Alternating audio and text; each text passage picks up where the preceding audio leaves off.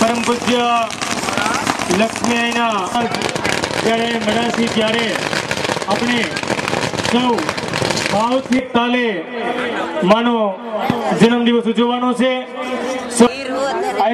Soya બાટીની ન્યા માં પીઠણના પારણા બંધાણા હશે ત્યારે જેટલો આનંદ અને જેટલો ઉલ્લાસ હશે એ જ આનંદ અને એ જ ઉલ્લાસથી આપણે આ ઉત્સવ સૌએ સાથે મળીને ઉજવવાનો છે। બારોટની જે વંશાવલી હોય એ વંશાવલી પ્રમાણે હજાર વર્ષ પહેલા પીઠણમાંનો જે જન્મ વસંત પંચમીના દિવસે થયો હતો તે ગોતી અને આજે સમગ્ર ભારતમાં નહીં પરંતુ સમગ્ર વિશ્વમાં બીજી વાર આ નાણાવાડીના નેસમાં પીઠણમાંનો જન્મદિવસ ઉજવાઈ રહ્યો છે। પ્રથમવાર જન્મદિવસ દ્વિતીયવાર ઉજવાઈ રહ્યો છે।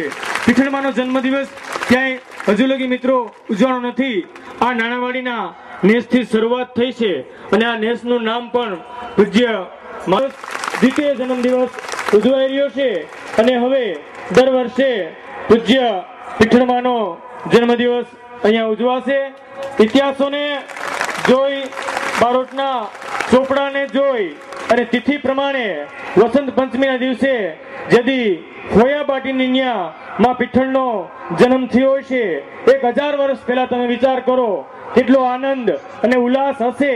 એ આનંદ અને ઉલ્લાસ આજે પૂજ્ય લક્ષ્મી આઈના સહકારથી એના આશીર્વાદથી આપણા આ અહીંયામાં આજ આનંદ હિલોડા લે છે કે પીઠણમાંનો જન્મદિવસ આપણે આજે ઉલ્લાસથી બોલ પીઠણ માત કી બોલ લક્ષ્મી આયની બોલ લક્ષ્મી મોટા ભાઈ આપણે સૌ માં પીઠણનો જન્મદિવસ બોલ પીઠણ માત કી બોલ પીઠણ માત કી બોલ લક્ષ્મી આયની।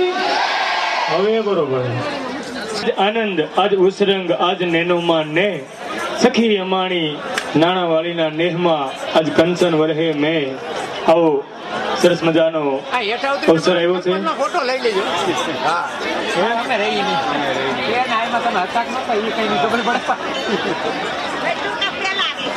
આ શ્રી પીઠણમાંનું બાલ સેવકનું પણ એક પોજ અહીંયા મુંબઈથી આવ્યો છે તે મૂકવામાં આવ્યો છે।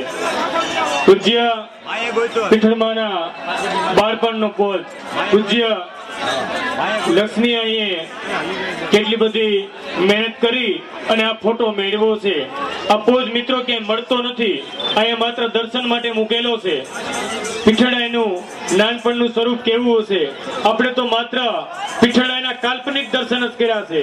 આપણે માં પીઠળને કદાચ ખોડિયારના રૂપમાં જોઈ હશે, કદાચ કાલ્પનિક ચિત્ર જ આપણે જોયું છે, પરંતુ માં પીઠળ બાળપણમાં કેવા હતા એનું બાળ રૂપનું એક પોજ પૂજ્ય લક્ષ્મી આઈની મહેનતથી એક ભક્ત મુંબઈથી અહીં સુધી પહોંચાડ્યું છે.